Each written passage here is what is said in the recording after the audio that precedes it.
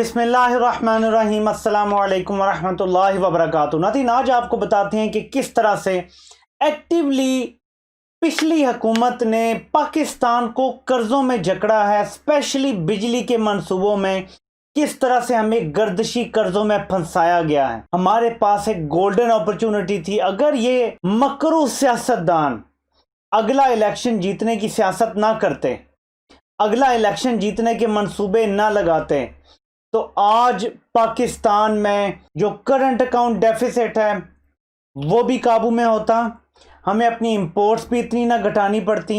हमारी सबसे बड़ी इंपोर्ट याद रखें वो ऑयल की है, और फिर एलएनजी हो, वो खाम तेल हो, वो जो भी हो, ये हमारी सबसे बड़ी मिला जुला के इंपोर्ट बनती है। पाकिस्तान के पास एक ग्रेट अपॉर्चुनिटी थी जब सी पैक को यहाँ पे लाया गया, जो मुशर्रफ ने कंसीव किया था, जरदारी ने आगे बढ़ाया और नवाज शरीफ के दौर में वो इम्प्लीमेंट होना शुरू हुआ। तो हमारे पास दो रास्ते थे।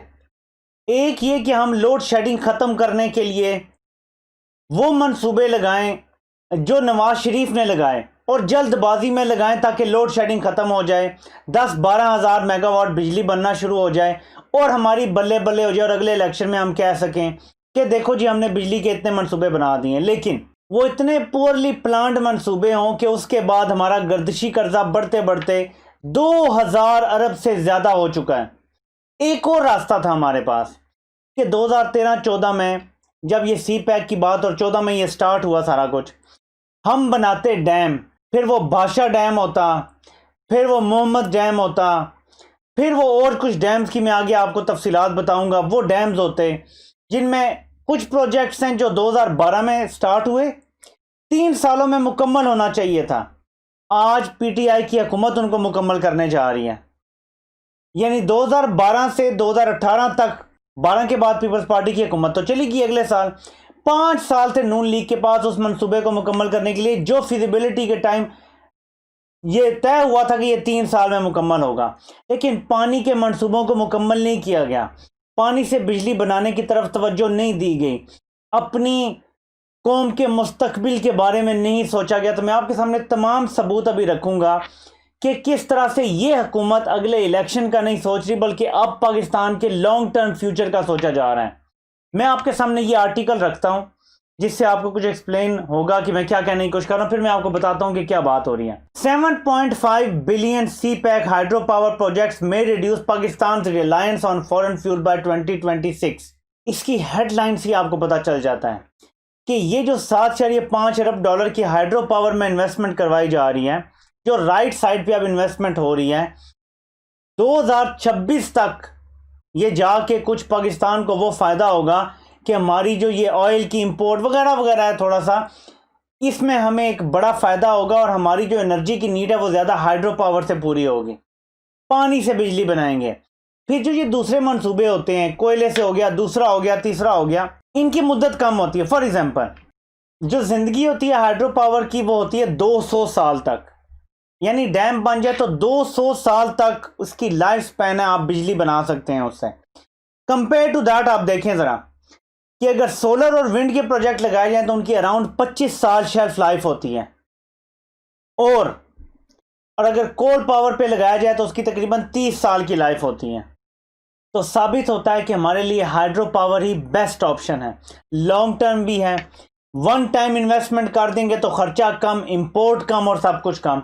अब ये हुकूमत क्या कर रही है, मैं आपके सामने सारा रखता हूं कि किस तरह से सिस्टमैटिक तरीके से हमें जिस तरह जकड़ा गया कर्जों में, गर्दिशी कर्जों में, महंगे फ्यूल से बिजली बना के। ये शुरू में डीजल पे चलाते रहे प्लांट्स और उससे बिजली बनाते रहे। ये तो बाद में एलएनजी का, और वो भी महंगा सौदा कर दिया, जो अब हमें फिर भी 3-4 गुना कीमत अदा करनी पड़ी है जो एलएनजी ओरिजिनली इंटरनेशनल मार्केट में मौजूद है। फिर भी हमें महंगा पड़ रहा है। हालांकि एलएनजी पे फिर भी प्लांट को ट्रांसफ़र जब किया गया तो कुछ सस्ता हमें पड़ रहा है बनिस्बत अगर हम फर्नेस ऑयल पे करते, डीजल पे चलाते और इस तरह के मामलात करते। तो ये आपके सामने कुछ प्रोजेक्ट्स रखता हूँ, जैसे मोहम्मद डैम है। वंस कंप्लीटेड, ये जो डैम है ये 740 मेगावाट बिजली बनाएगा। 15,100 एकड़ जो ज़मीन है उसको सैराब करेगा, ठीक है, काश्त के काबिल बनाएगा। जो फ्लड्स की डाउन स्ट्रीम है उसको भी कंट्रोल करेगा। तकरीबन 26 अरब रुपया ये सालाना हमें इससे फ़ायदा होगा। ये डैम बनाने के बाद 26 अरब रुपया सालाना हमारी बचत होगी। ये तरह तरह के फ़ायदे होंगे मोरलेस। ठीक है जी। मोहम्मद डैम की ग्राउंड ब्रेकिंग इमरान खान ने की मई 2019 में। 13 मई 2020 को पाकिस्तानी गवर्नमेंट ने साइन किया चाइना के साथ 442 बिलियन रुपीस का कॉन्ट्रैक्ट, जो जॉइंट वेंचर होगा चाइना के और फ्रंटियर वर्क ऑर्गेनाइजेशन जो FW है उनके दरमियान, यानी एक जॉइंट वेंचर के तहत ये बना रहे हैं। इससे 4800 मेगावाट बिजली बनेगी सालाना। इससे 85 लाख एकड़ फीट जो पानी है वो स्टोर हो सकेगा, जो इरिगेशन के लिए, ड्रिंकिंग के लिए इस्तेमाल, यानी पीने का पानी आपको साफ मिलेगा। इससे तरबेला डैम की ज़िंदगी 35 साल बढ़ जाएगी। और जब ऊंचे दर्जे के सैलाब आते हैं तो उससे भी आपकी बहुत सारी बचत हो जाएगी इस डैम की वजह से, इसकी कैपेसिटी की वजह से। तो ये एक बहुत बड़ा मंसूबा है। 2 डैम आपको बता दिए। असद उमर का ये ट्वीट देखें कि ये डैम जो है, जो डैम भाषा डैम है, ये 2027-28 में मुकम्मल होगा। क्या ये हुकूमत सोच रही है कि हम मुकम्मल करेंगे? क्यों इस पे पैसा लगा रहे हैं, काम कर रहे हैं, ताकि हम इन कर्ज़ों से निकल सकें। इसके अलावा कालाम डैम अंडर कंस्ट्रक्शन है, ओथला डैम अंडर कंस्ट्रक्शन है, जब्बा डैम अंडर कंस्ट्रक्शन है, कुंदल डैम जो है वो कंप्लीशन के करीब है। इसके बाद नई गज डैम है, इसकी कंस्ट्रक्शन जो है वो 2012 में स्टार्ट होनी थी और इसको 3 साल में मुकम्मल होना था। अब PTI की हुकूमत ने इस पर काम शुरू किया और अब ये तकरीबन 2021 में मुकम्मल होगा। 2018 में ये हुकूमत आती है, ये अपने 3 सालों में इसको मुकम्मल करेंगे। तो दासू डैम हो गया, नई गज डैम हो गया, कुंदल डैम हो गया, कलाम डैम हो गया, ओथला डैम हो गया, जब्बा डैम हो गया, और अभी आगे क्या क्या डैम्स प्रपोज्ड हैं। Hingol dam, Sukleji dam, Bunji dam, Katzara dam, Bara dam, Akhori dam, Dhandocha dam भी प्रपोजल्स मौजूद हैं। कभी इन पर भी कभी काम होगा। आपको बताने का मकसद ये है कि हमारी एनर्जी की अगर मोस्ट जो नीड है, स्पेशली अगर आप अंदाज़ा लगाएं 32,000 मेगावाट अगर हम बना रहे हैं, ठीक है, 32,000 मेगावाट हम बिजली बना रहे हैं, हम इनको कैपेसिटी चार्जेस दे रहे हैं अपने IPPs को, ठीक है। हमारी सर्दियों में खपत जो 2018 का कोई आई थिंक फिगर था, अगर मैं गलत नहीं हूँ, 6-7 हज़ार मेगावाट टोटल खर्च होती है। सर्दियों में 9,000 कर लें। सिर्फ भाषा डैम, मोहम्मद डैम और एक आध कोई और डैम आप साहब मिला लें, इनसे जो बिजली बनेगी ना, आप अपनी सर्दी की सारी ज़रूरियात पूरी कर सकते हैं। IPPs का मामला ही ख़त्म कर सकते हैं, क्योंकि इन्होंने अपने कॉन्ट्रैक्ट के खिलाफ वर्जियाँ की हैं, क्योंकि इन्होंने चोरियाँ चिकारियाँ की हैं। हम इनको इंटरनेशनल अदालतों में घसीट सकते हैं, ये आगे से बोल नहीं सकते।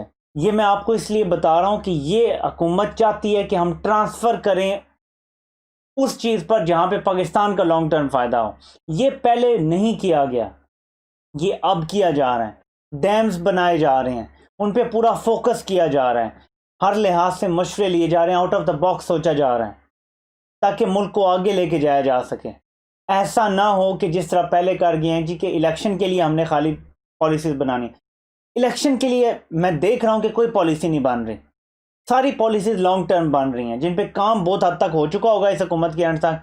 अगली हुकूमत अगर यही आती है तो फिर तो वेल एंड गुड, नहीं आती तो अगले वाले बेशक क्रेडिट ले लेंगे, लेकिन क्रेडिट से कोई फ़र्क नहीं पड़ता।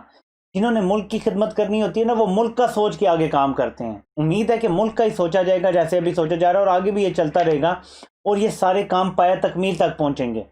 उम्मीद है कि ये डैम बनेंगे, पाकिस्तान में इलाके सैराब होंगे, पाकिस्तान में खुशहाली आएगी, इसकी वजह से हज़ारों लाखों नौकरियां पैदा होंगी खाली इस वजह से। ये जो डैमों की तमीर हो रही है इस वजह से, फिर इसके साथ बहुत कुछ जुड़ जाता है। इलाके में जब खुशहाली आती है, किसान खुशहाल हो जाते हैं, गुर्बत ख़त्म होती है इलाकों से, बहुत सारे जब ज़मीनें सैराब होंगी, ये सब कुछ हमें सोचना चाहिए, ठीक है। तो ये है वो चीज़ जो नून लीग को करनी चाहिए थी।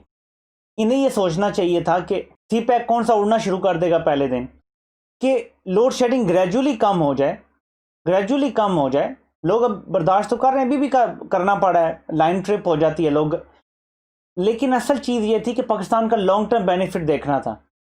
कुछ डैम बनना शुरू हो जाते अगर 2013-14 में, तो अभी भाषा डैम 2020 में कंप्लीट हो चुका होता। आप इमेजिन कर सकते हैं कि पाकिस्तान से बजाय इसके कि 2015 में IPPs और लगाए जाते हैं और ये महंगे मनसूबे लगाए जाते हैं, जिनसे अब हम 2000 अरब का गर्दशी कर्जा, उल्टा ये मनसूबे अगर लगें, ये उल्टा हमें कमा कर देंगे, लेकिन इधर 2000 अरब का गर्दशी कर्जा चढ़ा दिया गया है। ये अगर सोचा जाता तो आज मोहम्मद डैम, बादशाह डैम, ये मुकम्मल हो चुकी होती, और इस तरह के ये कुंदल डैम है ये मुकम्मल हो चुका होता, नई गश डैम जो है ये मुकम्मल हो चुका होता। इस तरह की बहुत सारी चीज़ें अगर काम किया जाता, मुकम्मल होते, तो कितना कुछ हमें फ़ायदा हो सकता था, ज़रा इमेजिन करें। बस दिल जो है वो दुखी होता है, इसलिए आपके साथ शेयर करता रहता हूँ ये चीज़ें कि पाकिस्तान को बड़ा नोचा गया है सिर्फ अपने वोटों की खातिर। खाता है तो लगाता भी तो है वाली खातिर। हज़ार आप एतराज़ात कर लें बीआरटी पे, वो मुकम्मल होने वाली है, और उस पर भी मैं इंशाल्लाह वीडियो बनाऊंगा। बल्कि हो सकता है मैं जो है वो कोशिश करूं कि किसी से सर्वे करवा के पूरा करके आपके सामने वीडियो पूरी जो है प्रूफ शो करूं कि कैसे बना है। जितनी भी खराबियां आप कर लें, वंस बीआरटी पेशावर बन जाएगी और अप एंड रनिंग होगी, लोगों को समझ आ जाएगा, बीआरटी पेशावर हुकूमत पे बोझ नहीं बनेगी, खुद कमाएगी, अपना कर्जा भी बल्कि खुद उतारेगी। इस तरफ कर्जे लेकर मेट्रोज और ये जो ऑरेंज ट्रेन बनाएगी है, इसका कर्जा भी देंगे आप, और आप प्लस इसको 12 अरब रुपए की सब्सिडी सालाना देते जाएंगे जब तक इसकी लाइफ है। ऐसे मंसूबे लगाए जाते हैं सिर्फ इलेक्शन के लिए, इलेक्शन जीतने के लिए।